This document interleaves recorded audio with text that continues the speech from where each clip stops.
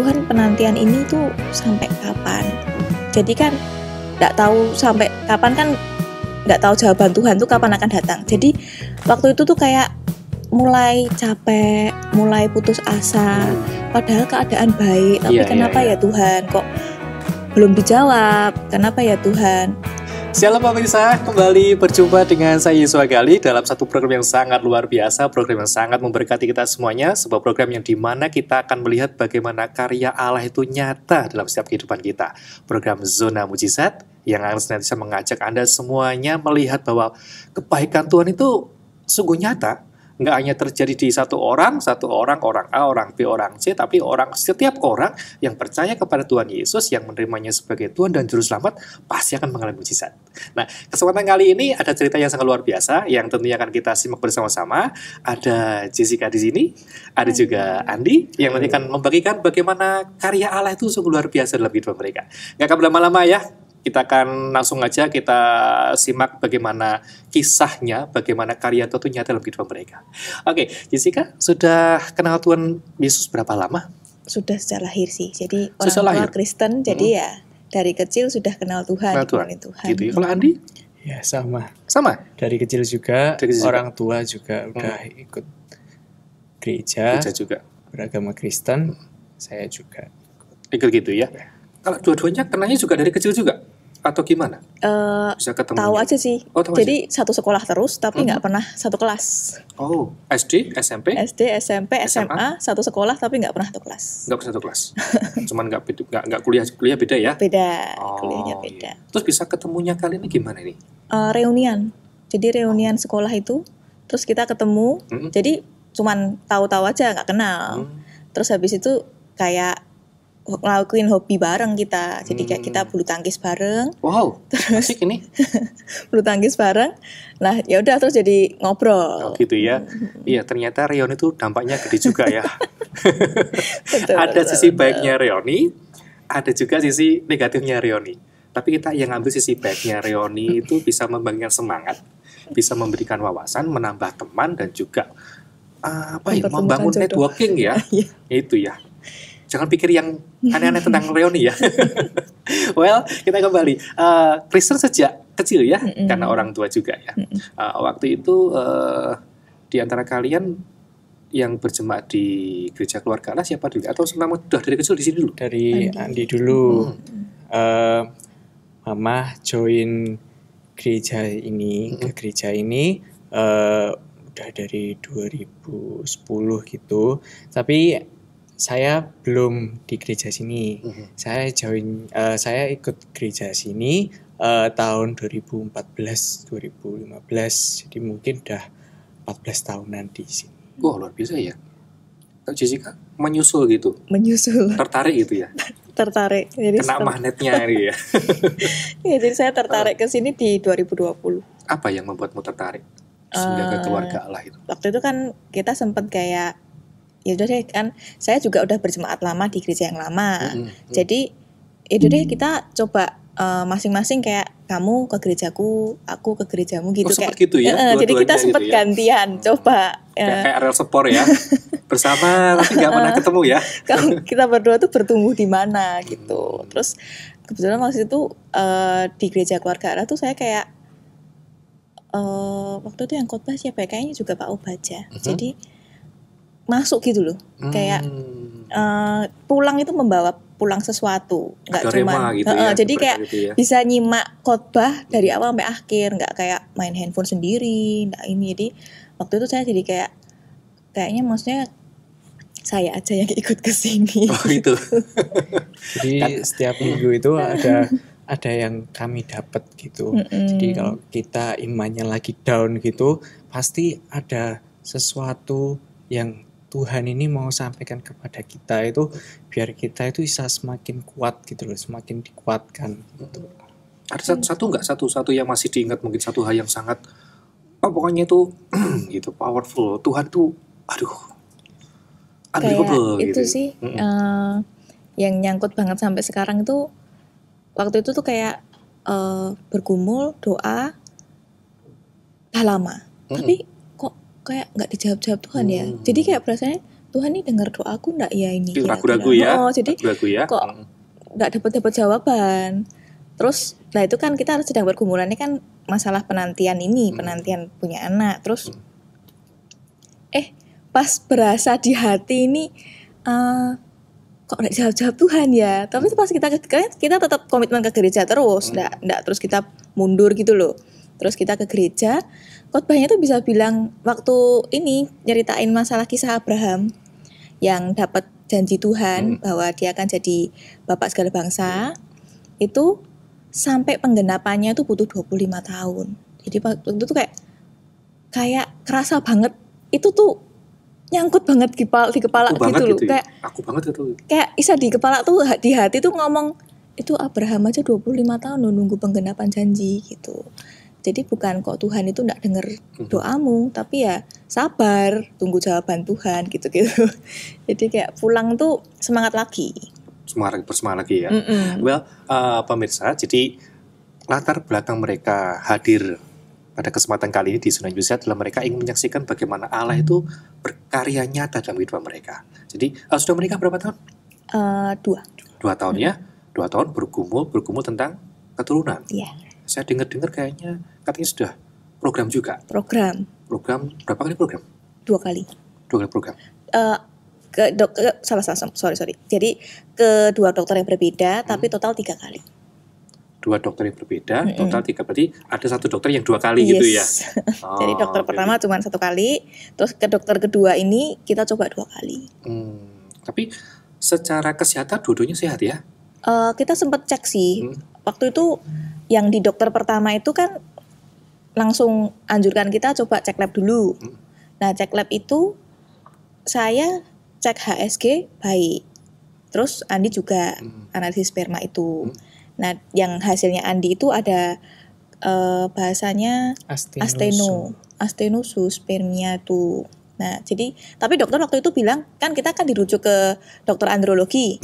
Dokter androloginya bilang oh ini nggak apa-apa, maksudnya bisa sembuh, aman, nggak masalah, bukan yang kayak nggak punya sperma gitu-gitu nggak, jadi aman lah gitu ini, ya? Ini cuman kayak muter-muter gitu, jadi nggak fokus lari gitu, jadi kayak nggak apa-apa ini diobatin aja sembuh. Jadi waktu itu cuma dikasih obat 3 bulan. Nah waktu saya balik lagi ke dokter yang pertama ini, program itu dicek, oh ternyata telurnya kecil-kecil ya, dia bilang ini PCOS gitu. Maksudnya terus di sel telurnya di ovariumnya gitu ya? Jadi di ovariumnya tuh sel telurnya kecil-kecil. Nah terus kan saya kan waktu itu masih denial gitu kayak, loh dokter tapi setahu saya PCOS itu kan datang bulannya nggak teratur. Jadi kayak nggak setiap bulan datang. Nah saya teratur loh dok. Terus dokternya bilang, ini tapi ini Bu kalau misalnya di USG telurnya kecil-kecil nih seperti yang dilihat di USG ini namanya PCOS, dia bilang gitu. Oke, well, kita kembali. Ketika mendengar kesimpulan dokter bahwa mengalami hal seperti yang disampaikan, hatinya gimana itu? Atau adakah semacam kayak Tuhan kok gini sih? Waktu itu enggak sih, enggak maksudnya enggak langsung kayak protes ke Tuhan gitu enggak, tapi lebih ke diri sendiri kayak padahal aku nih percaya diri, maksudnya subur. Jadi gitu ya? Awal-awal itu kan masih program pertama tuh. Jadi itu sekitar 8 bulan menikah lah. 8 bulan menikah atau hampir setahun, saya lupa, pokoknya hampir setahun. Akhirnya kita cobalah kita program biar lebih cepat jadi. Nah itu pede banget, saya ngerasanya saya pasti sehat nih. Jadi waktu itu dibilang PCOS tuh lebih ke kayak menolak gitu, menolak kenyataan. Kayak nggak ada, kayaknya dokternya salah deh kayak gitu. Tapi ke Tuhan kita nggak protes apa-apa, tapi kita lebih ke doain, percaya ini nggak PCOS. Tapi sebelumnya Jessica sama Andi ini di gereja pelayanan ya, ikut pelayanan ya. Saya Tambori. Ya. Tambori. Saya host. Oh host dia kalau ada acara gitu ya di gereja ya. Tapi ya dengan berlangsungnya waktu tadi kan dokter pertama ya mengatakan itu, kemudian kok bisa muncul second opinion harus ke dokter yang kedua ini, apa yang membuat hal itu ini punya alasan itu? Jadi gini, setelah kita coba yang pertama itu, ternyata itu kan di bulan Agustus, ternyata di bulan Desembernya bisa positif hamil. Agustus itu dokter pertama ya? Dokter pertama. Agustus program, Desembernya hamil. Desembernya hamil. Cuman memang ternyata belum diizinkan Tuhan. Kehamilan 6 minggu terus keguguran. 6 minggu keguguran. Oke. Terus waktu itu kita masih positive thinking. Maksudnya kita belum, ya kita down, namanya sudah berharap banget ya. Itu kan udah sekitar kita nikah 1 tahun 3 bulanan. Pengen positif, akhirnya dapat positif, tapi ternyata 6 minggu keguguran. Itu kita down banget. Tapi kayak positive thinkingnya tuh berarti kan bisa positif. Berarti kan masih bisa jadi masih gitu. Ada kesempatan ya. Nah terus akhirnya kita putuskanlah ya coba ini kan recovery 2 bulan. Setelah 2 bulan coba kita program ke dokter yang second opinion ini gitu. Gitu ya. Jadi dokter yang kedua itu karena sudah mengalami keguguran yang pertama. Oke. Kemudian waktu pindah ke dokter yang kedua ini gimana prosesnya itu? Pindah ke dokter yang kedua itu langsung dikasih obat untuk membesarkan telurnya supaya mateng. Dan pada waktu USG yang di hari yang harusnya telurnya mateng tuh memang ada 1 telur yang mateng besar gitu. Jadi pas itu kita, oh ya Tuhan baik, beneran nggak PCOS gitu. Jadi masih positive thinking sekali masih ya. Positive thinking. Masih Tuhan itu baik gitu ya. Karena waktu itu kan gitu kita happy ya, happy karena wah luar biasa loh ini. Ini telurnya mateng loh gitu. Itu kan maksudnya kalau kita jalani sehari-hari biasa tanpa kita program kan kita nggak bisa tahu nih punya telur mateng apa enggak, dia subur apa enggak. Tapi kan waktu itu benar-benar kedeteksi bahwa ini lagi subur. Terus kan waktu itu dokter juga kasih waktu-waktu untuk ini kan. Di tanggal sekian ya. Tanggal sekian udah positive thinking. Nah, mulai tidak positive thinkingnya itu ketika nggak jadi. Jadi udah positive thinking semua mendukung nih. Dia kan di Februari juga analisis sperma lagi. Jadi tadi gagalnya Desember, ya kan? Terus kemudian tahun depannya Februarinya kita tes lagi. Ini dokter yang beda ya? Dokter yang beda. Semua keadaan itu sangat mendukung. Jadi telurnya mateng, analisisnya hasilnya baik. Jadi kita kan kayak wah ini pasti jadi gitu. Optimis kan, sekali. Jadi saya tuh berasanya kayak kadang tuh pikiran manusia tuh lebih dominan gitu daripada ketuhanannya kadang. Jadi kayak gitu ya.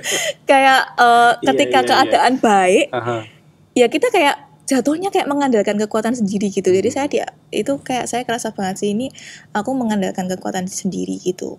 Tapi ternyata Tuhan berkata enggak. Ini kan Februari tes itu bisa mengetahui itu tidak jadinya datang bulan. Dari Februari datang bulan kan. Maret kita coba lagi, masih tidak terima itu. Masih coba lagi, ayo coba. Pantang menyerah ini ya. Luar biasa loh ini. Jarang loh orang kalau sudah biasanya mentok itu ya. Sudahlah, besok lagi. Kalau saya sih tipe orang yang kayak jadi pergumulan yang begitu panjang itu baru kali ini dalam hidup. Jadi kayak biasanya kan bergumul itu dapat masalah yang sampai down banget. Itu kan antara down dan dapat solusinya itu kan tidak terlalu lama. Ya, ada pendekatan gitu ya. Jadi ya memang masalahnya besar banget, tapi habis itu solusi ada. Itu tidak terlalu lama. Yang sampai bertahun-tahun ini kan baru kali ini. Jadi yang membuat sangat bergumul itu kita berdoa setiap hari sampai rasanya sebagai manusia itu mau berkata-kata sama Tuhan, kayaknya Tuhan udah tahu banget isi hati ini. Gitu ya. Minta punya anak. Sebentar, itu perasaan itu muncul itu karena Jessica itu bosan berdoa karena menaikkan doa yang sama terus, atau emang itu sebuah faith, sebuah keyakinan ya, bukan karena bosan ya. Enggak. Karena kan biasanya kan udah Tuhan udah tahu lah, aku doanya kayak gini-gini aja kok siapa. Saya tuh kayak berpikirnya saya tuh pengen ketuk pintu hati Tuhan terus gitu, sampai dibukain gitu. Jadi kayak iman saya tuh aku nih berharap sama Tuhanku gitu. Jadi tak ketuk terus pintunya, gitu ya. Sampai hati Tuhan tuh luluh. Jadi gigih. Tapi saya di sisi lain juga mengusahakan sesuatu terus gitu loh. Jadi selain program dokter tuh saya sempat kayak akupuntur juga. Wow. Terus sempat apa ya? Obat ginseng. Iya, minum obat Alternatif ginseng. ya ini, ya. Tradisional Chinese itu. Ya pokoknya ada terus gitu, tapi ya setiap bulannya gagal, mens lagi gitu. Itu dokter kedua ya? Berarti Dokter kedua. programnya kedua. Yang kedua dan dokter yang kedua dan kedua kali pun gagal lagi. Jadi Maret jadi kan dokter yang coba kedua lagi. programnya 2 kali ya? 2 kali. Oke. Coba lagi pun gagal lagi. Padahal telurnya matang lagi. Telurnya matang lagi. Ada nggak perasaan? Ini kan dia kan sudah coba 3 kali ya, 3 kali program sampai ternyata yang ketiga itu Jessica mengalami seperti ini. Ada perasaan misalnya kecewa sama Tuhan nggak? Jujur saya ada sih. Jadi lebih ke Tuhan, lebih ke Tuhan penantian ini tuh sampai kapan? Jadi kan nggak tahu sampai kapan, kan nggak tahu jawaban Tuhan tuh kapan akan datang. Jadi waktu itu tuh kayak mulai capek, mulai putus asa, padahal keadaan baik, tapi kenapa ya Tuhan kok belum dijawab? Kenapa ya Tuhan kok kita dibiarkan menunggu lama? Apa kita tuh kadang kan melihat orang-orang lain yang kayak tetangga lebih hijau, kayak pengen punya anak langsung jadi misalnya gitu. Kadang ya bisa berpikir gitu ya. Seringkali tuh mulai bermunculan pikiran-pikiran negatif yang ngarah ke ini loh, Tuhanmu tuh gak denger kayak kamu gitu-gitu. Oh, sempat ada pemikiran seperti itu? Sempat karena down tuh kayak Tuhan tuh denger doaku gak ya gitu. Tapi setiap baiknya Tuhan itu, setiap pikiran tuh mulai terdistract ke hal-hal negatif, itu Roh Kudus di hati tuh kayak mengingatkan, ayo puji-puji Tuhan, ayo jangan terlalu berlarut-larut dalam pikiran, karena pikiran tuh pasti kan semakin bikin down terus. Padahal kan stres nggak boleh. Saya stres kepikiran gitu aja, stres tambah stres, karena waduh kalau stres nanti tambah nggak subur gitu. Terus kayak, berarti mengalami stres ya sampai jadi lebih ke kayak tiap bulan tuh nangis karena rindu banget pengen punya anak, punya keturunan ini, rindu banget. Dan nggak tahu kapan akan menimang anak, itu yang lebih membuat kayak tambah down. Apalagi melihat teman-teman yang seangkatan mungkin sudah nimang gitu ya. Tambah down lagi ya. Gitu. Aduh Tuhan, iya sih.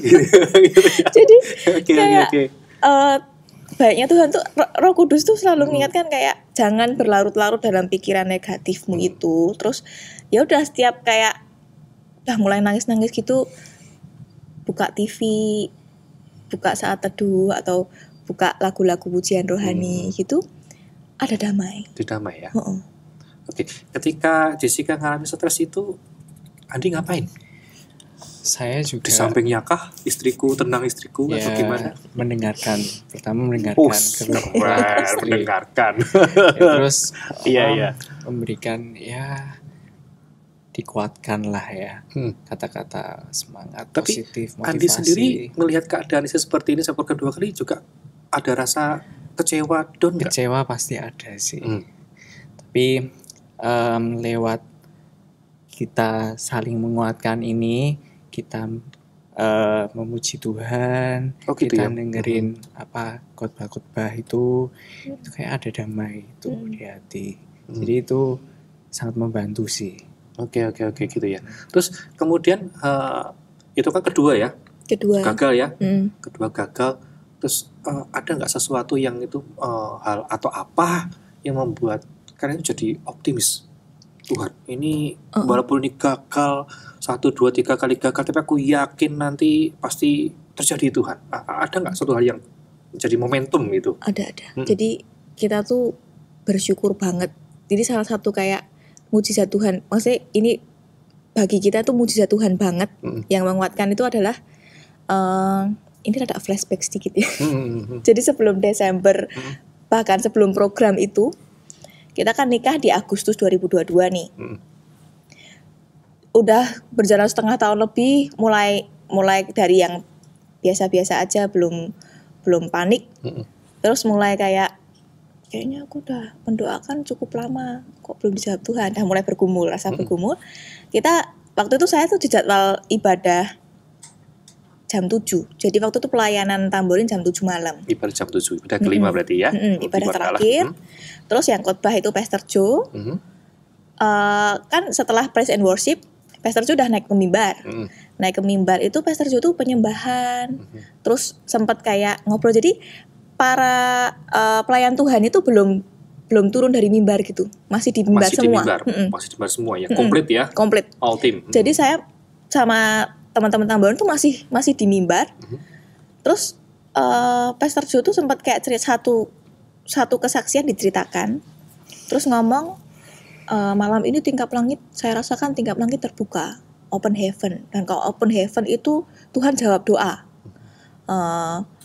Terus barusan jadi setelah penyembahan panjang tuh, tiba-tiba Pastor Joe tuh minta kita 3-4 menit ngomong satu permintaan yang ke Tuhan yang pengen dijawab. Jadi satu permintaan spesifik itu spesifik. Satu aja 3-4 menit sampaikan ke Tuhan. Penyembahan itu saya di mimbar kayak Tuhan pengen punya anak, Tuhan pengen punya anak. Terus saya sebut terus. Bisa terus tiba-tiba Pastor Joe tuh ngomong barusan Tuhan tunjukkan ada suami istri minta anak, Tuhan jawab doamu. Jadi itu kayak kita tuh kayak kalau saya rasa sih setelah sadar ya kalau waktu di mimbar kan masih dilawat Tuhan kayak langsung nangis-nangis kayak percaya nih pokoknya saya terima ini jawaban Tuhan. Terus pulang kan itu kayak sebagai manusia itu kita ngobrol kayak itu jawaban kita kan bukan suami istri lain kan gitu. Terus kita harus imani itu yang dimaksud adalah kita karena kita memang spesifik minta anak, Tuhan jawab gitu, itu jawaban Tuhan. Oke. Nah, tapi kan ternyata setelah dijalani itu kan di bulan Juli. Terus setelah dijalani Agustus program, Desember keguguran, Februari Maret program gagal. Itu kan ternyata kok gini belum terjawab. Beda gitu ya. Padahal kita dapat terima itu dan kita terima, maksudnya kita imani itu terjadi. Oke, sebentar. Tadi kan dapat terimanya kan ketika masih di mimbar dan pas Pastor Jonathan menyampaikan hal itu. Itu kan posisinya Jessica di mimbar ya. Posisi Andi sebagai jemaat. Berjemaat. Iya. Dengar itu senting nggak? Maksudnya pemikiran yang sama nggak dengan sama juga? Nangis.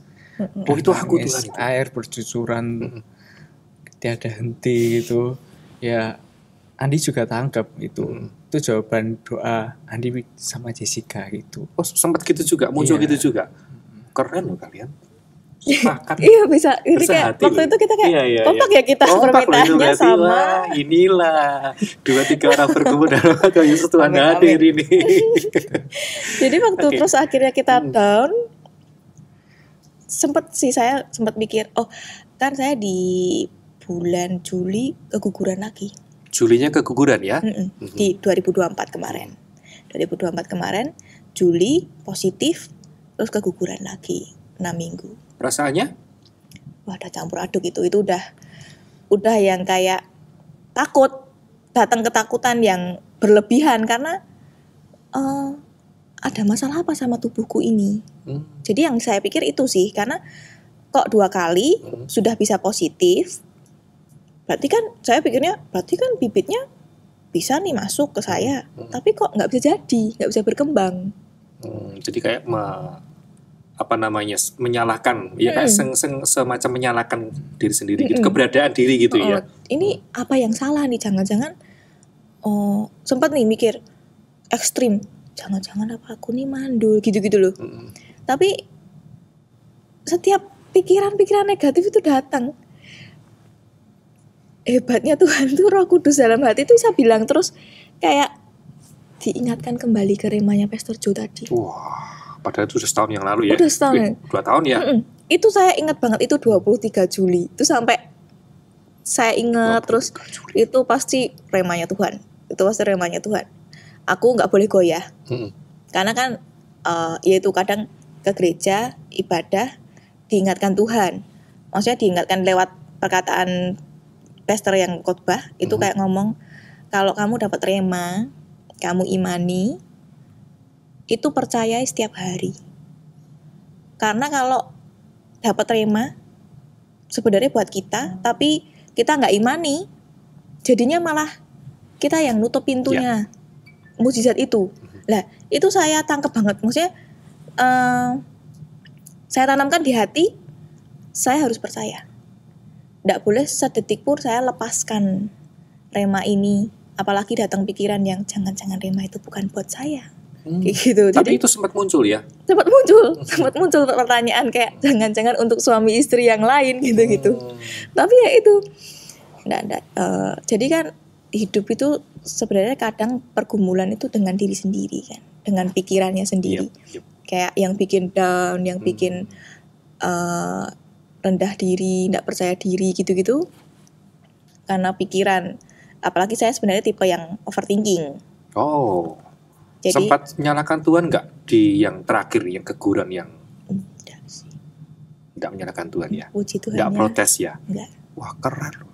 Keren loh ini. Puji Tuhannya enggak, kayak saya lebih ke mikirnya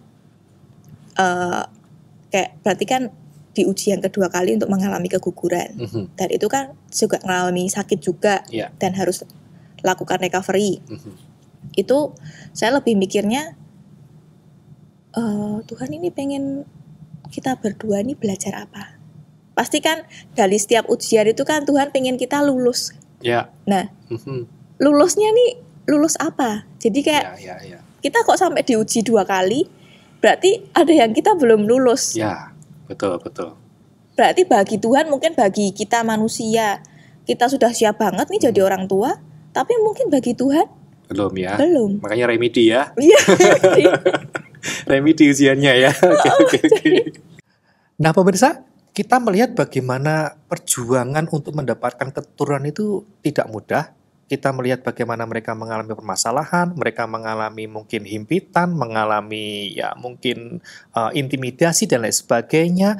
Bagaimana mereka sudah melakukan hal ini, melakukan hal itu, berserah kepada Tuhan, berdoa, tapi ternyata belum mendapatkan mukjizat apa-apa. Ada satu kisah yang sangat menarik dari kesaksian Jessica dan Andi. Ada cerita yang sangat luar biasa. Penasaran kan? Makanya simak terus Zona Mukjizat.